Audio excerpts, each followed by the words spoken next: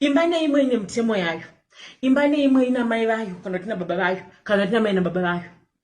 Pane zvinhu zvatichafamba tichiona mudzimba dzevanhu. Nokuti hazvienderani nezviri kuitika mudzimba dzedu, hazvirevi kuti zviri wrong. Just because you don't agree with what's happening in someone's household does not necessarily mean that they are wrong. Very right. Anditi. So unoita kumba kwako iwewe.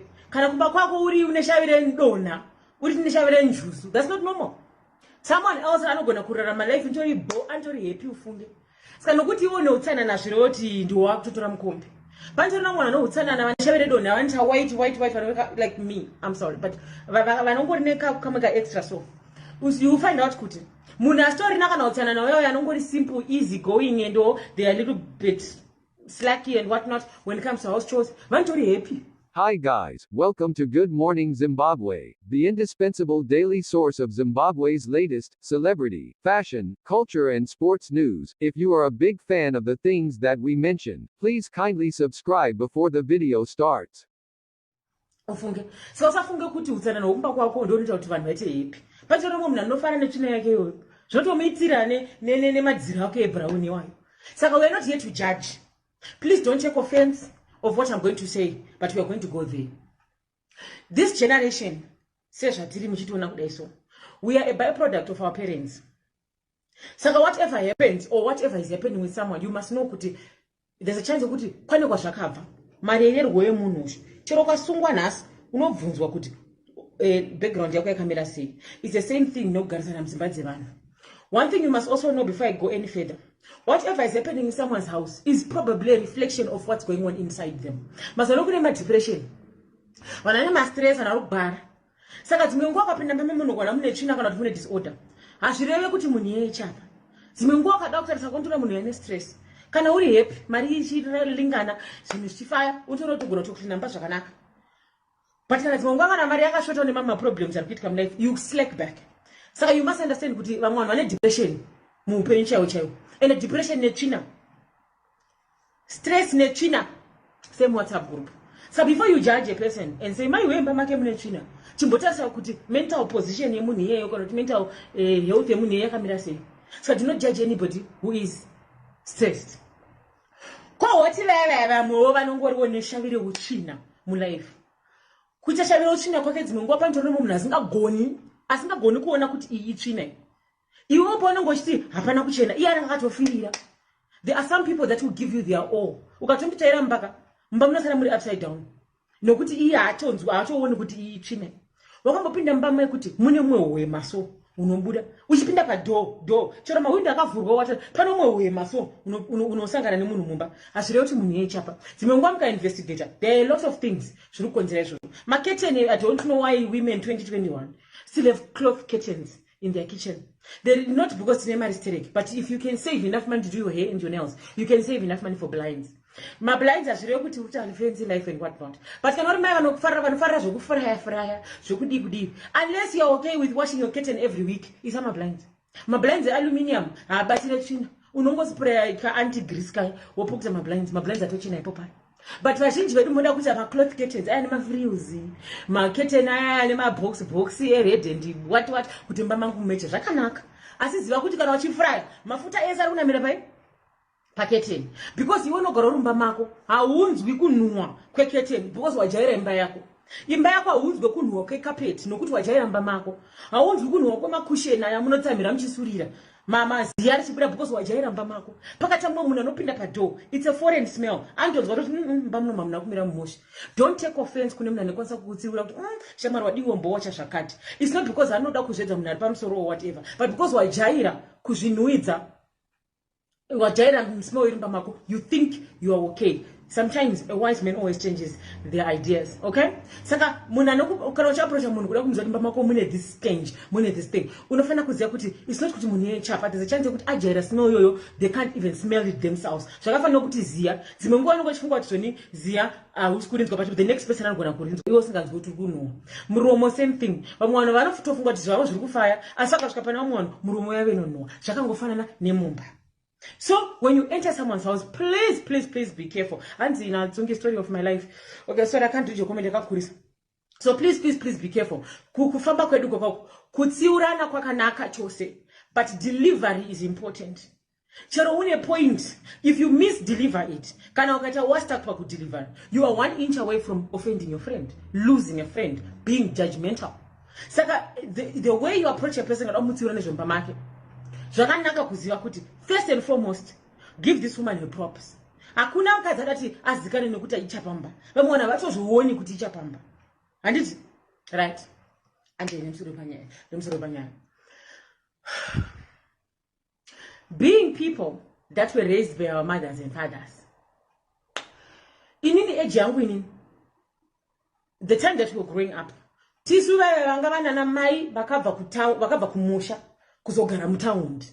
And our mothers had a very strong attachment kutimre kumusha.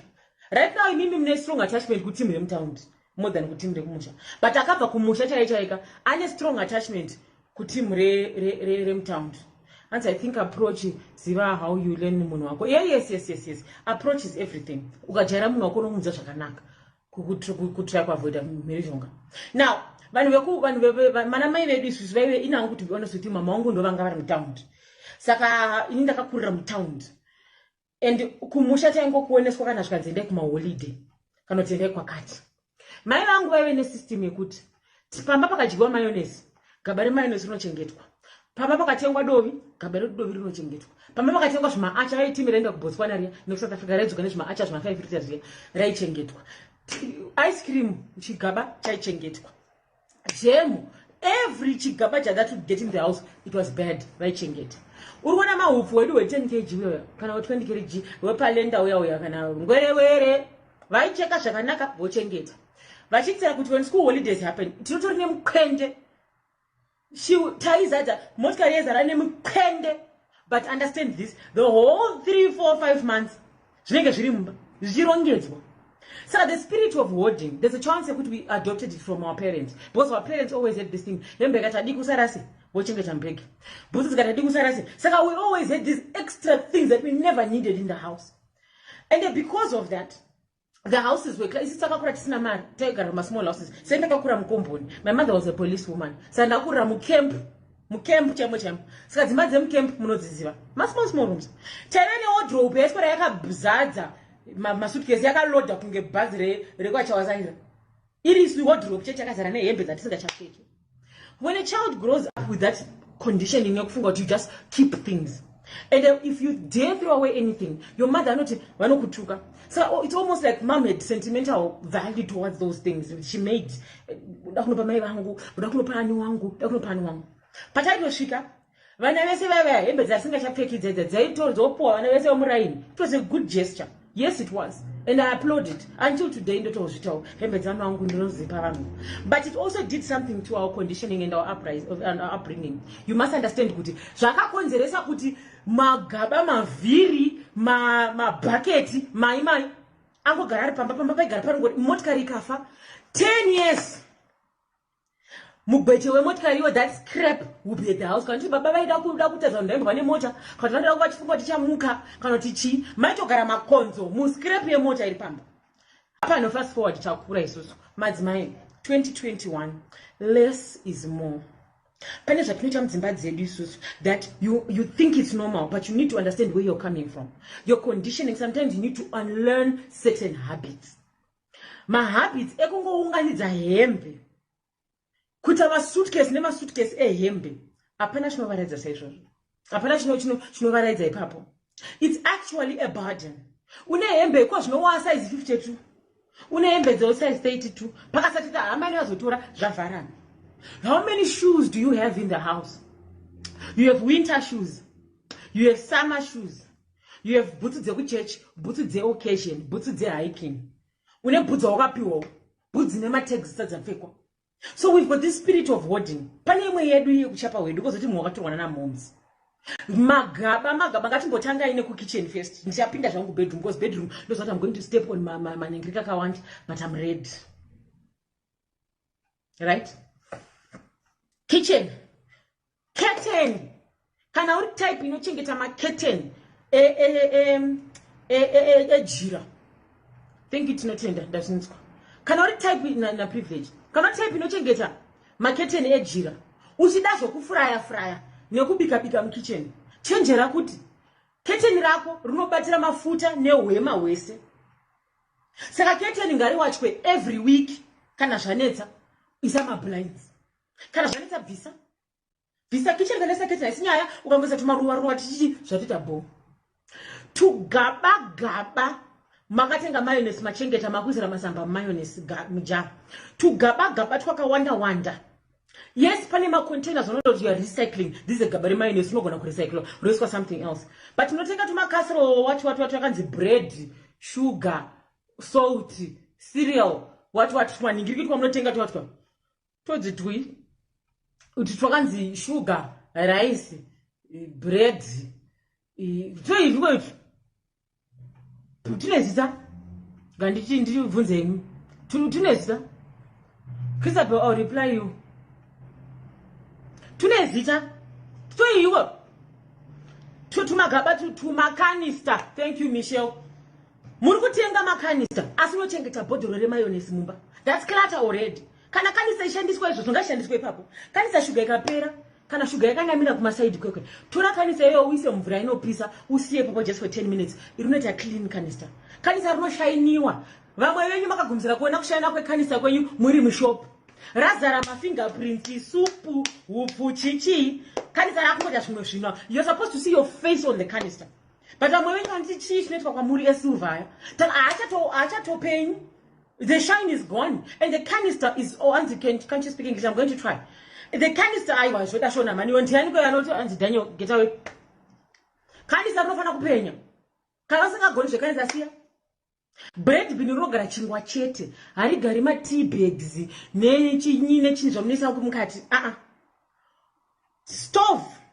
Kuna chinhu chinonzi steel wire. Steel wire ikashanda ka one rasa. Ukachenda mangwana nengaita ngura. Ngura iyoyo inokonzera kuti stain zvinhu zviri kutamba mako.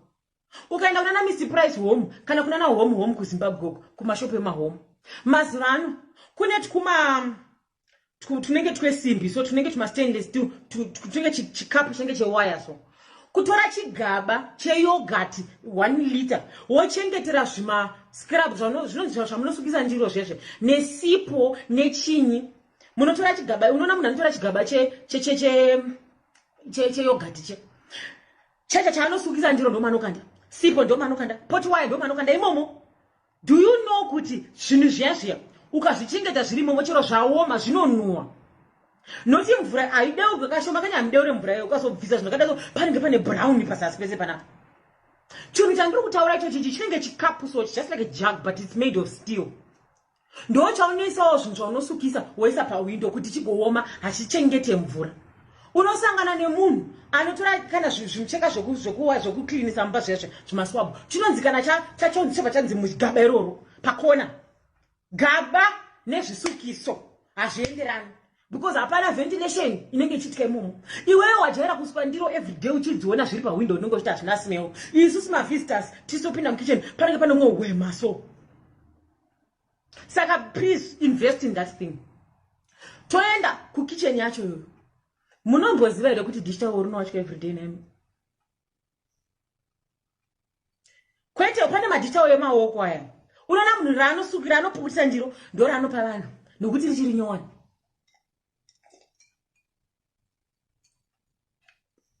Munoona kumatauro tunenge tumachitudiki tunoyatsodrena tunenge twasakara twacho. Inini hangu tauro zvimaswab zvemukitchen zvamuka. I like the ones zvatisakara embutana because zvinonyatsodrena zvazvo. Zvinowachwa zvinhu zvazvo. Because when you go in the kitchen, that is what is smelling. But because you're always in your kitchen every day, you can't smell it. Only visitors will smell it. So please, watch that thing, jig it. It's better than which watch over just whatever some gabare yogurt. Kanja. Say. And I hate dish towels, paper towels, please. Cannot afford that paper towels, machuma, no problem. It's my paper towels. In Indian, you know, my paper towels. Dinezi roll my paper towels. But now, they put an end on where Vakugezama oko, Davadiram Jackie, there's all. Bamoin Takatobona, the Monoshitami, Vakats iki, these young wives, Unotora dish. Ugo some vramu dish. Ugoenda kwa induchi and then ilmu dish. kuitira kuti ageza next one anogeza next one same water vamwe vanozokugeza nekunyara.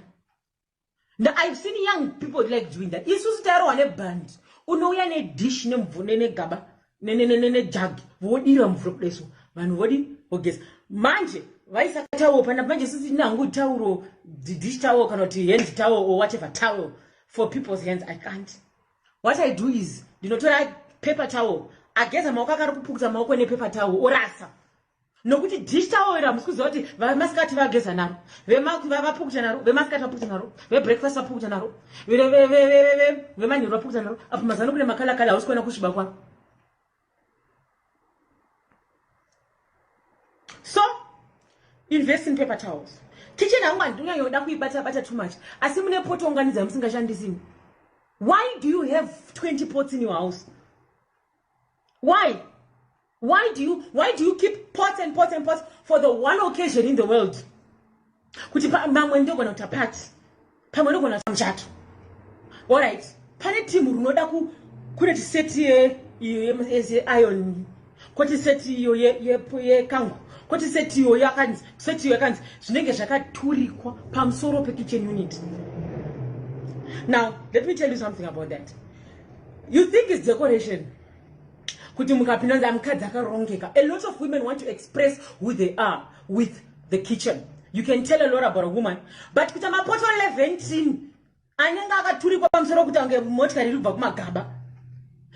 your kitchen looks smaller if you turika those pots on top. Where's the team Tupperware? Oh! Team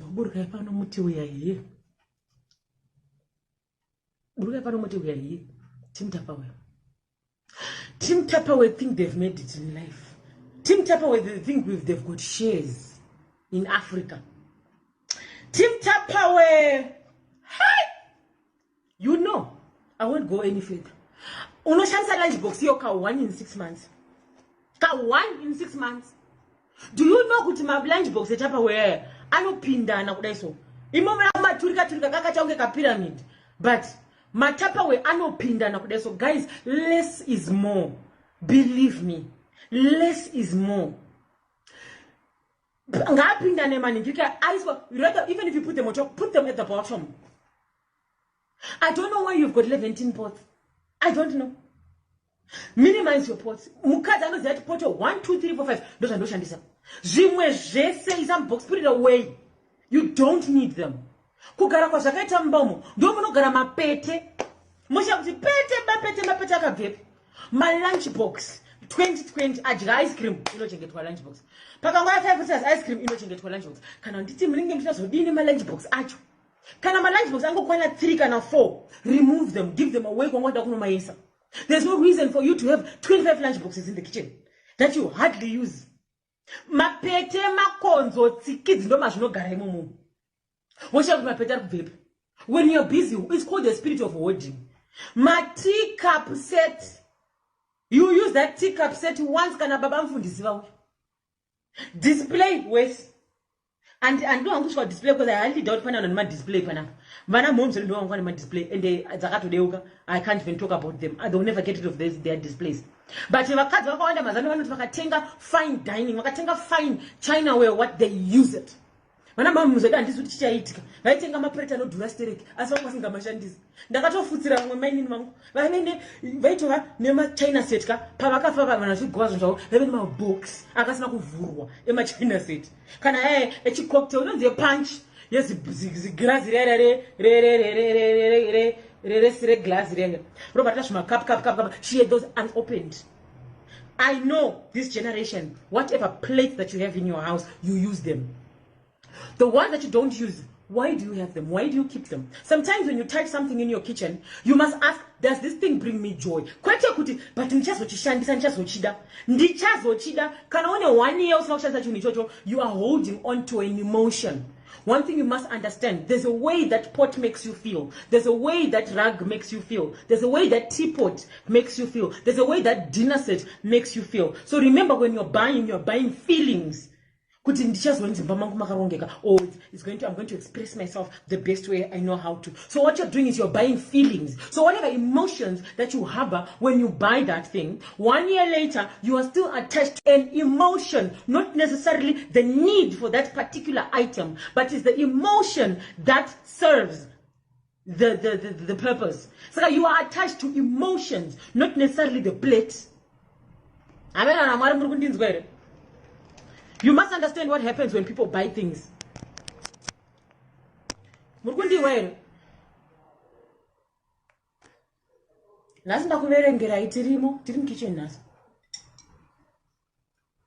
Thank you. Because my friends, you click momo, makambo kudane China way blue in makala. Ndimubati amikasariri. Wakatotenga zvinhu izvozvo pamusana pekuti shamwari yako yakatenga zvinhu.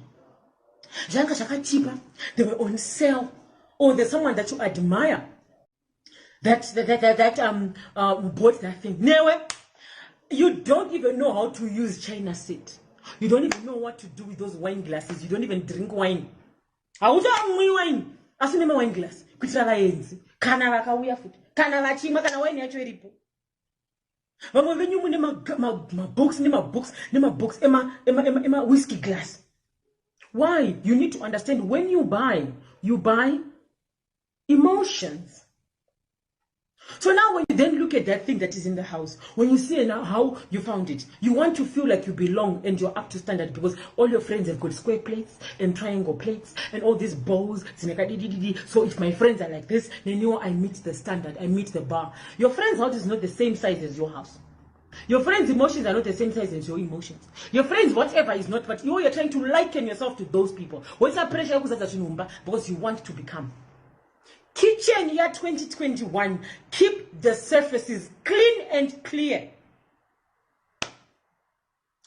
Ugaba, upreti, utapawe, ubread bin, ui, wakango zarapa ma surface pepe. Ma pete china ne dust yegege, go control.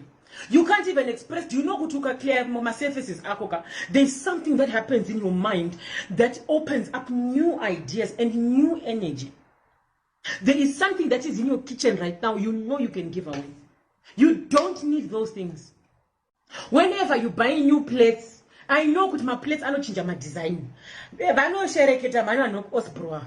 No plan Mr. Price home. Valo 10 days akanivera kunonzi home and style. Nonzi home chiya.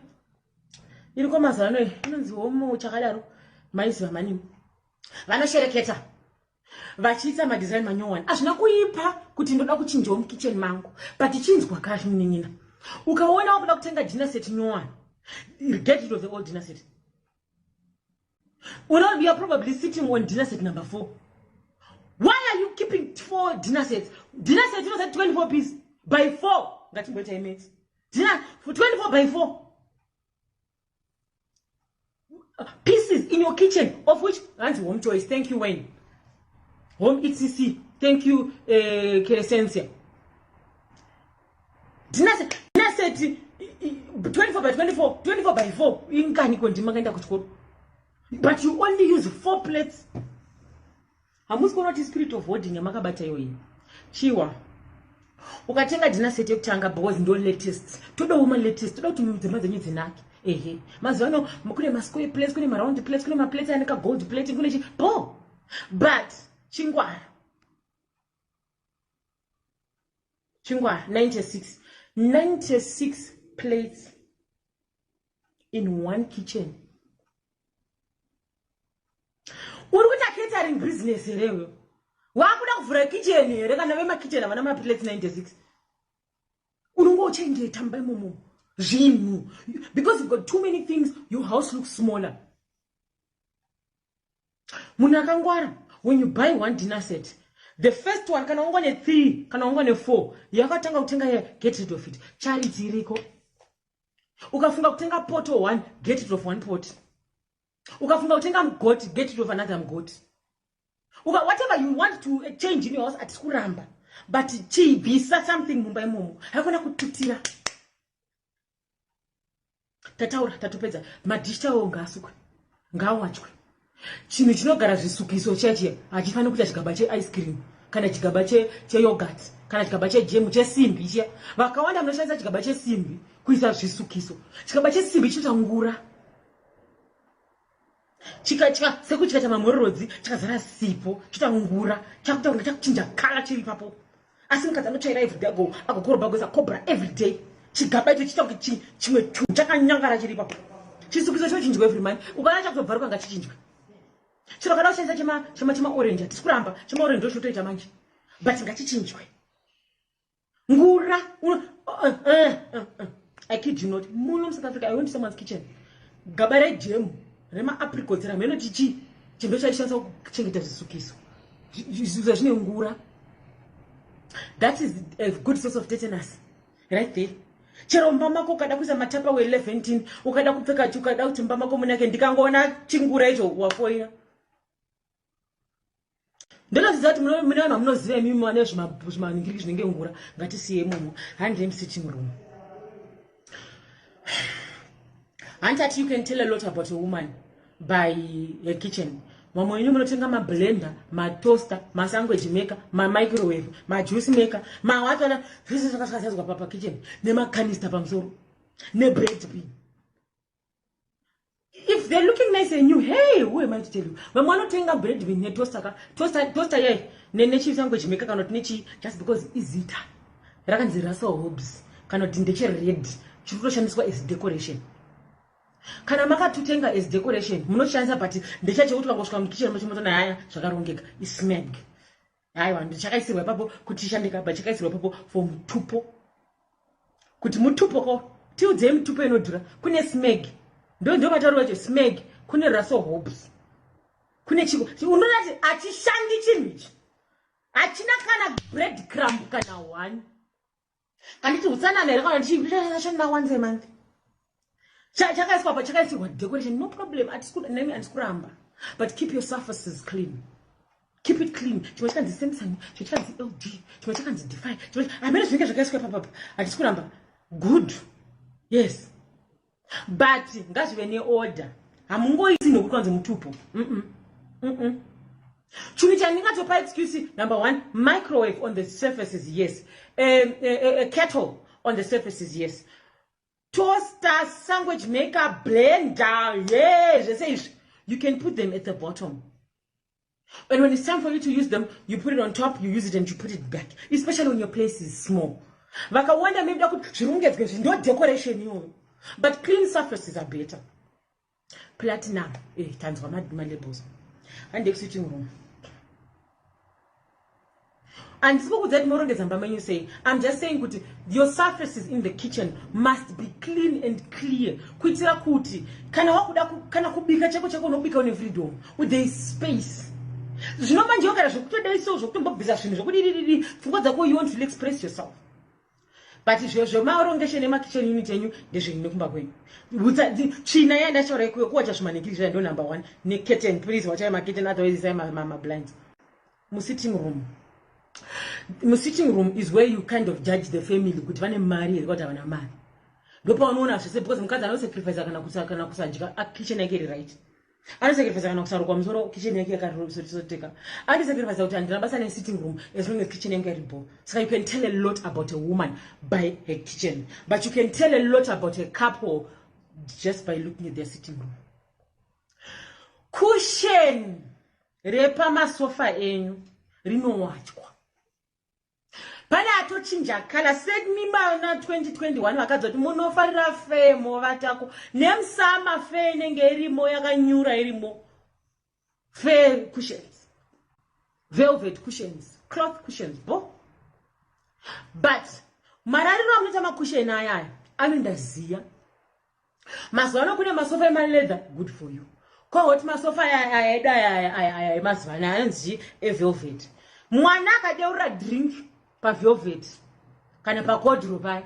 Just because I was going to drink, kungotora kamucheka ubva ungopukuta pamusoro kudai hauna zvawaita. Drink rakazara machips nechinyi nerute nezvese drink iroro ranyura musofa. Saka iwe kutora kamucheka ukapukuta pamusoro pepa mwana ukapukuta pamusoro hauna zvakuita. Uri kupukuta pamusoro but mvura yapinda pa mukati. Kune vanowetera pamasofa. Kune vanodira madrinki mumasofa. kune vanoti zvese zvezvemasofa ukaona wane masofa akadai so ndo unokwanisa kuafoda good for you. Kune nonzi deep cleaning yemasofa because iwe unopinda pamako gogara hausi kunzwa kuti sofa riri kunhuwa iri riri kunhuwa munhu sofa iri imi mame vakagara kuti bo but unonzwa sofa riri kunhuwa munhu chero leather sofa makusheni aya unonzwa kuti ari kunhuwa munhu chero ndikapinda ndikagara ndikabata kusheni unonzwa pane timu rari tikapinda mumba mako rogara rakabata kusheni ure dzimwe ngona naisa kusheni paside because kusheni rine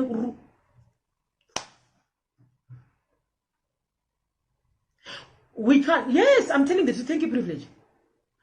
Zvima throw zvamunesa pambedha zvinosukwa madzimai zvinowachwa zvinhu zvezvo nemakusheni so stay soft, but a lot of people don't because they just ignore it as long as it's not kushiba murida kuona depth kudai soka but ziya remunhu chaizvo rinopinda pakinhikirika marugs aya yes you put them outside and you clean and you what but mubanga mito pattern zvimbwa pamadisplay ndezveko nai vedu zvima 3 dogs zvi vamwe vanamai vedu paiti 3 dogs 3 cats 3 owls nezi clock ranga riri apa raiti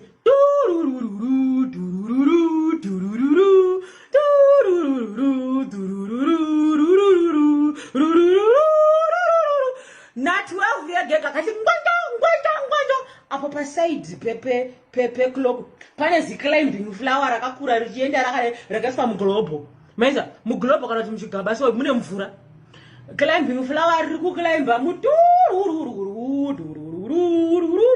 richinodai umbamo kutanga mba muchagara nyoka ronosvika uko ronopfuura papicture yajesus white jesus Christ akati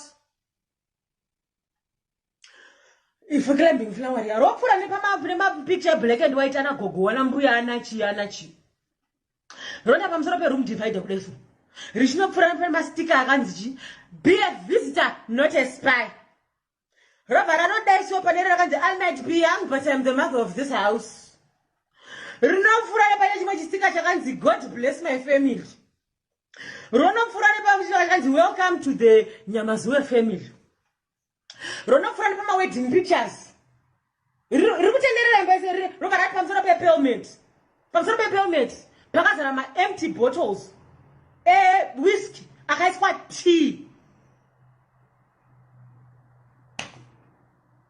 magaba eviceroy chateo 2 keys barotora vesa tea yoiswa pamusoro pepelmet as decoration climbing flower yaropfuura pamafake alcohol paya richinopfuura nepamawedding pictures paya ronabudira uko kudho rakaiswa zimuchinjikwa pamashure apa unomudii zvake mujoni ugomuitei sonoroya 3 piece room divider yakarohwa climbing flower richienda kundaiso ndizvo zvaitwa namai vedu ende mazuva iwoka painge pakanaka zisingaiti dhoiri ranga riri mumba muya iwe richiti rikaiswa starch rinenge rakaoma kuti ba kudai ukarisumudza kutanga rusumudza bepa riri dhoiri richinodai pamusoro pedisplay climbing flower ya zvimahendo zvedisplay zvakarohwa nebraso zvichitaiva kuti vava richinodzika climbing flower ya haminorai zinoguma nepa mamwe isusu ramai vangu ndokwarai ndo zvaraita imba yese. Well, the good thing about it, the scientific part about it is like put oxygen in the house. It brings oxygen in the house. It's good for cleaning the air. But at the same time, the clutter of it all. Apo pelmet rine curtain yaro. Pelmet rine curtain yaro. Sata shwa curtain re window. Pelmet rine curtain. And then fake alcohol. Nema picture kumchato. Cause wati curtain re window. Contradicting the sofas and the carpet. It's like you are entering a little shrine. When you are entering one of the, it's seriously, you feel like you are entering a shrine. A positive ne phone PTC. Oh, make no mistake. Yeah, it's come to the kiwa ne pedlock here. I put a show. In buying get boom. But 2021. Please, sitting room, less is more. I know munagzvanusa mazispeaker. Hey, home theater system yenyu.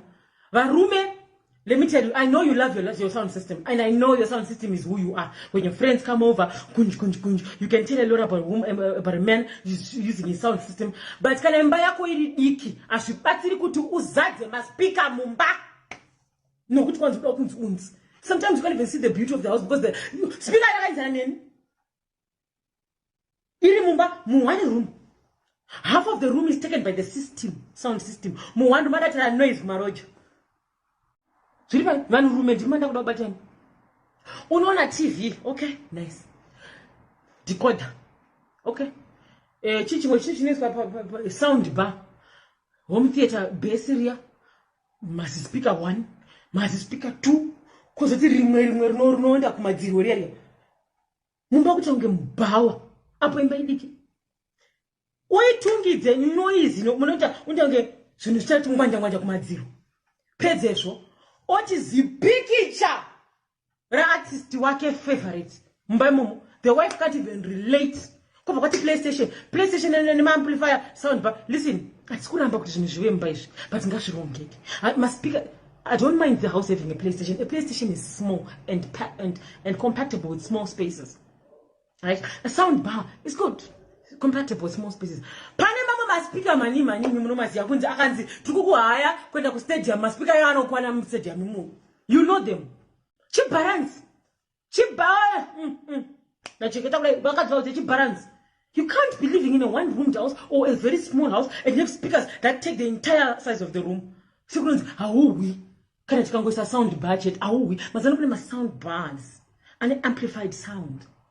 Kuneva anoti my home theater system kuti tambo inorembera nemadziro ese kunosvika kukona kwemba uko. Kozoti mwe tambo inozoenda nemsilingi inobuda kupona tanga matambo. You men are responsible for that. Mukati chiro nogona kutsvaira agodia kugadzira mba but kana mazitambo iwayo ari all over the place mba muna kunaka and it's your fault because I know women don't fuss about speakers. I know it's men. If you have decided to look like a DJ wapasha beam kana DJ woku township no problem but chingwarosh utsanana less is more. Mumba mfanza matambo akawanda kuti ukanati iyo tambo ye DSTV iyo tambo ye fridge iyo tambo ye tambo say timu rine ma computer mumba varume unoona tambo ye computer chibva kwechi cross across the room where kids walk unomona tambo ichitenderera chindani papo laptop payasiwa inongosiwa kana kuboza nemi laptop rekantivhare ndiise paside kana mboziva kuti iyo isound system iwo muridzi wedu unofana kuita maintain tambo dzinenge dzakazara pese adzite atidi tambo dziya vakadzi vanozongokurirwa nokuti vanotonga mukitchen vanotonga kubedroom vanochinzi unotonga kwese saka please ndipewo tambo siyana tambo dzangu mumba munogona kurongeka asi kana tambo dzakazara unoona timu rinoda kuroverera inonzi uda kuroverera runofanira kuzwa nekuda kuroverera TV kumadziro zvakanaka chose because TV kumadziro inoseva space. TV kumadziro inoseva space but tambo dzinozokwira ku TV idzo kune ma cables hamunota nonzi maiko tiudzei ndimakanda chikoro ma cables ekuti nesa tambo dzese munhingiriki 1 woda iso wokwidza woenda kumusoro kuita zvinhu zvakangongwenjereka ngatisiye musitting room ngatimboenda kubedroom vakadzi tinesa tine problem ngatibvumei bathroom ine ma cosmetics 265 inonzi cable tidy. Thank you. Hanzi fridge inoklinwa bata ipapo futi nyaya yekuti kwanzi unoona mamhororo dzimufridge yawoziva kuti drink yawakadeura iyi tichadzokera kufridge inogona kutonhuwa chikafu chauri kudya iwo chikotokanasika smell pakusara kuti waduku wache kunenge kafridge mubedroom ngatimbotangai mubathroom. Why do you have empty containers of detergents in the bathroom? Why are there empty containers of lotion in the bathroom? Why are there zvisipo zvinenge zvakunopera mapa sipo number 7 muchiunganidza sipo sekunonzi muchaita zisipo 1 mucharibatanidza mugoita mwezi wamusingatengi sipo mugoita zisipo 1 iroro Sipo ikachadiki kudai so rasa kana kuti recycle it. How you recycle it is you crush it. Then you put it in a small little pack like this. In a small little bottle. Next one kana kakachadiki you crush it. Wesa mkabojo rekako. You crush it wesa mkabojo rekako. Usipo. Wekuti munesipo 15. Tudiki. Meya mchifunga ya wepane mwezi wa mchazo taza kutenga sipo. Buba mautura tusipo tutu. Mochi gesesa. Singenyi mune sipo 17 mbathroom. Zvino my soap stabs, thank you Violet. Ndezvei zvinhu zveshe.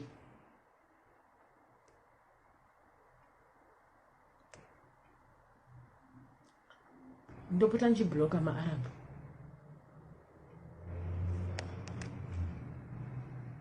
Why do you have small pieces? Hapana ngoti attachment issues. Unoti attachment isipo yakatenga kuspaw. I know kuti pana mwada kuseva and what not. But sipo kana yakasvaka stab gagega unoikrasha nomira chomo dambra woisa muka ka nice fancy thingy wodambra futi woisa kusvika chazara chindicho you can actually use it kana unogona uchize udeurira mumvura inodziya and have a bubble bath inenge ine ma sense esipo dzakasiyana. That's a one time use and that's it. But you know to stake munomboziva here kuti tauro kana wapedza kurigezesa rinoiswa panze nebhurugu. Tauro remunhu ageza kana rikasawachwa zvinoita bathroom so. Vamwe vanotwanza titi kuroiwa. Munhu noita bathroom inhuwe. Imagine kana mugara muri 5 pamba ipapo. Tauro. Kwese twakawana bathroom imomo tauro. And aritombonani kuizviri stretch kuti ventilation inopinda. Kana ngozi kana kashanza kubva kunzi. Kakafonyoka kudaro. Game rekunanika mabhurugu mubathroom. Kana zvanetsaisa pane because bati rako wotere mwana wotere musikana wotere friend wotere Roger wotere same bathroom mama ane chinyi zvese zvirongonhunga zviri kuningirika imomo. Why do you keep empty bottles of lotion in the bathroom? Unoona munhu ane murume vasikana ane murume ejenzirume njai utarise bathroom set yake pane facial cleanser, facial toner, face moisturizer, body lotion, roll-on, perfume, body scrub, body bath milk, bubble bath, chichimwe futi chandasirira, jacket, bath oils, bath salts, and the worst, kwabva kwati timure Gentle Magic, Pond's, foundation, bathroom. Listen, cosmetics are not decoration. If you're living with another person, you need to keep the surfaces clean so that when the next person comes, they can use those surfaces. They can relate to those surfaces. Imagine my bathroom, you dominate the entire space. Make himself I'm sorrow, my Epsom salts, thank you. Himself I'm sorrow for easy access. Yes, it's easy access for you, but your man cannot relate to that even clean and clear. He cannot relate to that Gentle Magic. He can't relate to all that nonsense that's on the baby oil, tissue oil, bio oil, what oil, knuckle cream, bleach. Jesa shiripa pamunkichi. Zoti muna kapinda. Ndo chanika chonga chakuna spaza shop. Murume katisa zake anogoti shaving cream, roll on, nemafuta. Abda. That's it. The reason why I'm telling you this is you need to make your houses relatable, comfortable for everybody. Your man is supposed to relate in the house. Bedroom wangu kana uchiziva kuti une mawigi akaturikwa pamusoro kunge pamutariko ibva pano. Kana uchiziva kuti une mahandbag akaturikwa pamutariko ibva pano. Kana uchiziva kuti kuseri kwedhoo kwako kune zvichuma zvingetanyi madhikauzi majenjere ibva pano. Dressing table yako yakazara magaba emaperfume akapera ane chingwa chanebe. Please live my life. Endera mberi noupenyu hwako can't help you. Kana uchiziva kuti bhutsu dzinorongwa murume anomuka akatarisa shoe seat yegogo dzaasingapfeki. Murume anomuka akatarisa saluni yemawigi kunoti bumper curl, kobva kwati bob, kobva kwati lace front, kobva kwati straight back, kobva kwati yemazivano inenge yemadreads, kobva kwati inenge rikeli yeblack everyday, kobva kwati yereza kati, kozoti ombre, kozoti dzakata mutaruko kunge musupermarket, kozi musaluni. Pedzezvo wese uyu wakaturikwa pamadressing table dressing table yakazara pons nemabheke akawanda madhima ungata kutengesa mabheke kana uya hodha isvikirani newewo. Your bedroom looks like a thrift shop, like a shrine. Inomira sei kana ndiwewo ndosaka ndizokurirwa 2 minutes moti murume wangu akaremara kwani anda kukurudzwa kuvavhara maziso ake aende kunovata nokuti he can't stand it, and the minute he opens his eyes he runs away obva aswera sikupamba because he can't stand seeing those things. Why do you have those things hanging in your bedroom? Why? Kune masuitcase mbedha yamunorara imimi ine space pasasi. Take your things and put them in the suitcase. Why do you have zvinhu pamusoro pewardrobe zvinhu nezvinhu? You make your places look smaller. Unoona munhu anoturika ziheadboard rakadai so obva aisa pawindow. Pawindow. Listen, your bedroom, I may not set up in your camera say, but try in your best capacity. I know I tested it no one. Window, bedboard are not friends. Why? Curtain rakora window. And it cover party in Kirgiz headboard rakavara half of the window. There's no light of enough ventilation in your bedroom. Unaona mnataka zikete rinodhura zi 3.5 rekete. Asano bari vara ne headboard. There must be light in the bedroom. Saka whatever you do, make sure kuti bed rakatarisa window. Kuita tunomuko uchivhura maketeni. Uchiona fresh air ichipinda. Hakuna munovarara makafuratira window. Do you know kuti kufuratira window kwaniko kaita uvhuri window most of the time? It can't. I know madzimba dzivanhu dzakasiyana siyana ndika. And magariro akasiyana. But you need to understand space. Space. Space is everything. If you don't have space, stop buying things out of impulse. Stop spending money on things you don't need. Using money you don't have to buy things you don't need, to impress people you don't like. For the why? Yeah. You need to understand something. What's happening in your head, what's happening in your living space, Mumba menu, is a reflection of what's happening in your head. What's happening in your living space, in your environment, is a reflection of what's happening in your head. Depression no consider clutter in China. China ne stress, they are friends like this. Ukaona munu anounganidza unganidza zvinhu. Kazhinji kacho they are undecided. They are undecided. Listen, if you can spend money on nails and hosting a braai for friends, and you can spend money on couples at night out, you can spare money for paint. Even though you are renting that house, you are not painting for the landlord. You are painting for your peace. Nokuti mumbande me green.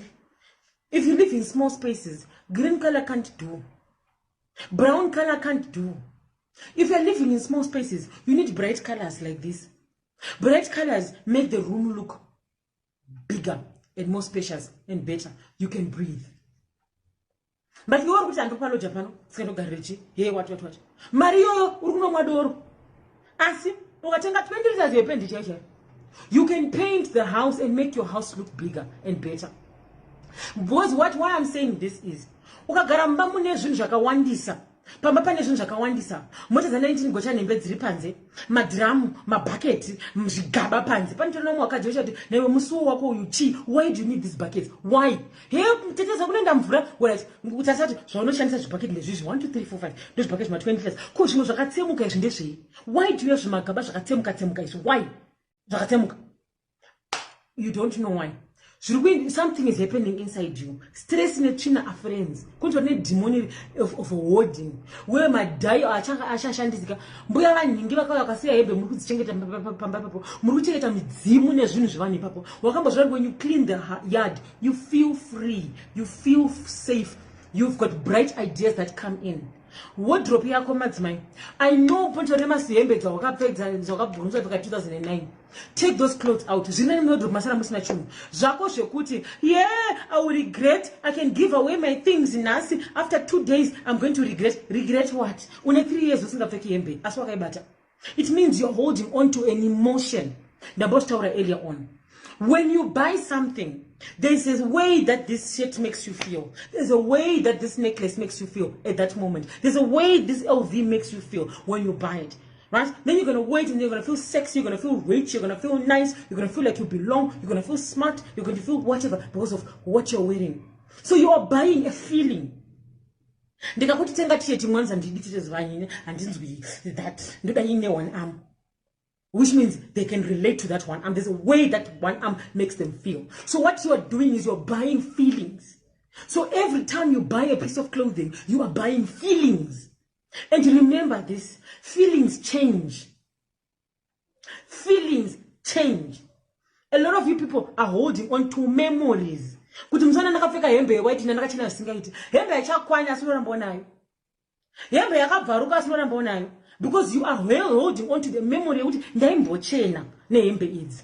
And how you used to feel in those clothes is what you are attached to. The feelings, not the actual dress. Because the actual dress is Rablam fashion.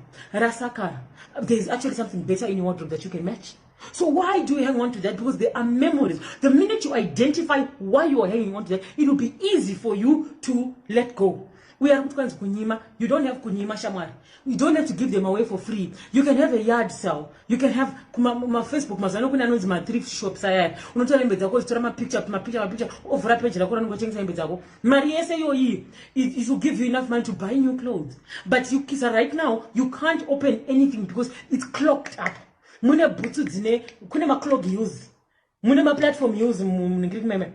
Chero she's going to fashion and repeat itself. Chero she repeat itself. You are still buying new things. So that this thing of holding on to things, it gives you some sort of value. But right now, you are putting more loads on top of more loads. What then happens is one day you're going to open your wardrobe and then you say, I don't have anything to wear. I can't think of anything to wear. I say, that's when you know you have a problem. That's when you know you have a problem. Whereby if you spend more than 10 minutes looking at your wardrobe like this,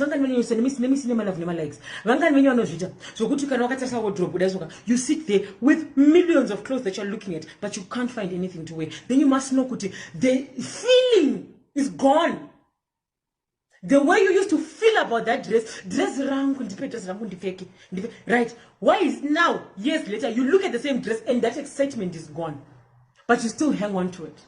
So you must understand there's a psychology behind buying. Neuroscience, marketing, because you saw Beyonce wearing this dress and you want to feel like Beyonce. That's why you bought this dress, not because you really like the dress. So now be very careful. And what happens? Look at what will be happening when you buy those things. That's why I bought that wig. But fair wig and fit. So now you hang on to this because you still like Zua, and the Zua, whatever Zua says is good. So you're going to hang on to that wig. So you need to declutter. Understand this. Whatever, if it made you feel good and you still want to wear it someday and everything, put it away. You're going to buy another one. Energy, no one so inopinda if you declutter your house. There's this extra when you look at your makeup bag. It's the most dirtiest place under the sun. Unema lipstick usingachashandisi awangu akunokora ne fork kuti uise pamuromo kuti ugodenso. You still have zvimagaba izvozvo. Ma foundation awangu akutora niti kana kuti earbud kuti udaiso uchisapo wodai uchisapo. You still have those things. Ma brush e makeup aunoshandisa anosukwa manaya. Anosukwa, you need to dip them in sunlight liquid. Omasoka for 1 hour mbreno pisa. No kuti my skin. When was the last time you washed your brushes? Because my brush anenga chitora oil yese. Ashidaiso anenga chitora dust yese. Seche chamnoda che powder cheche ich. Wakaguma kuwacha chinu chirini ich.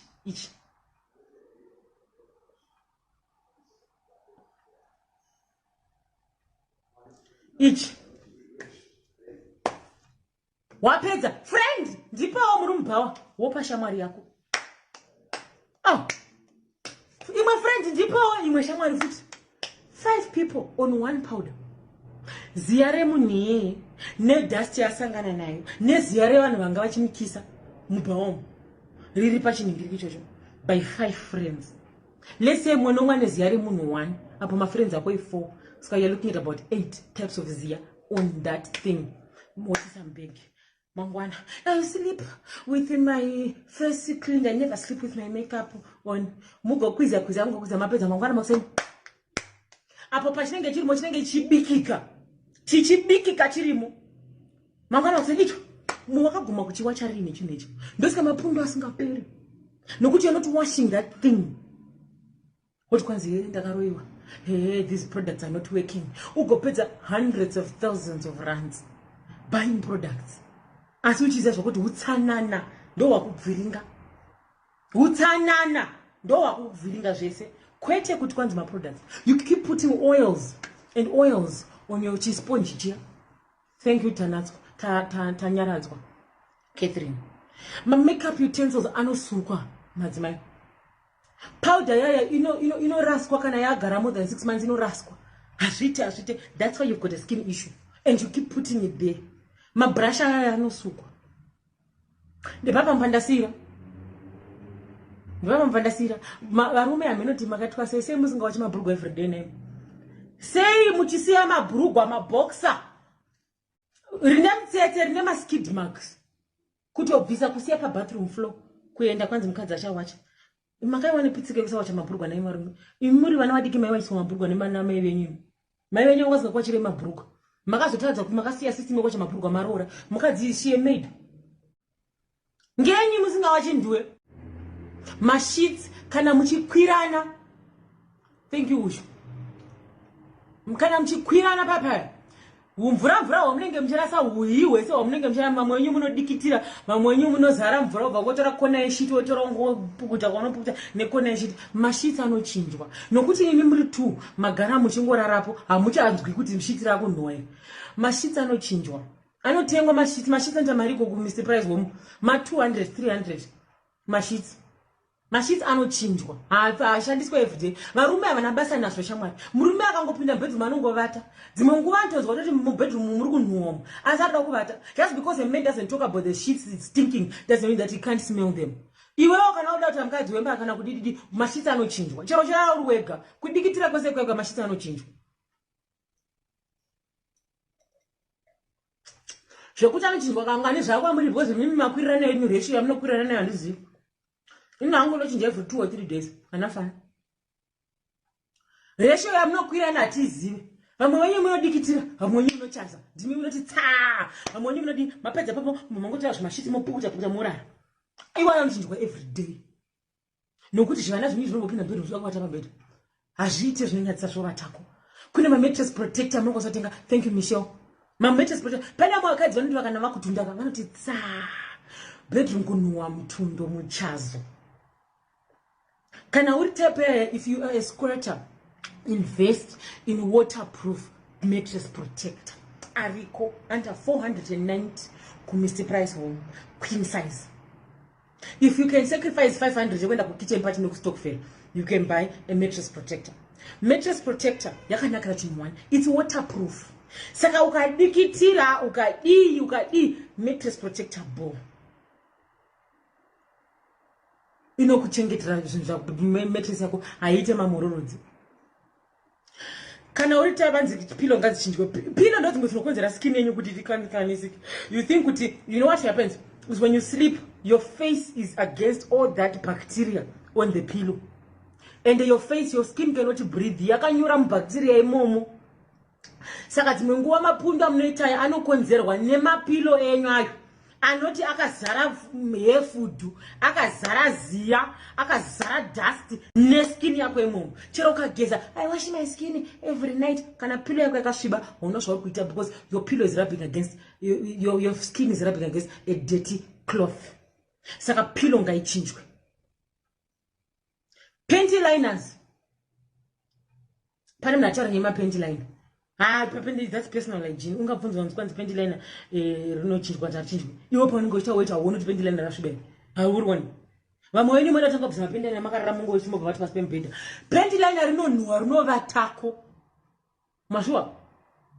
Ko hoti team rinota kutya here kana kuti kuloja chibhaketi cheweti mubedroom is a sin.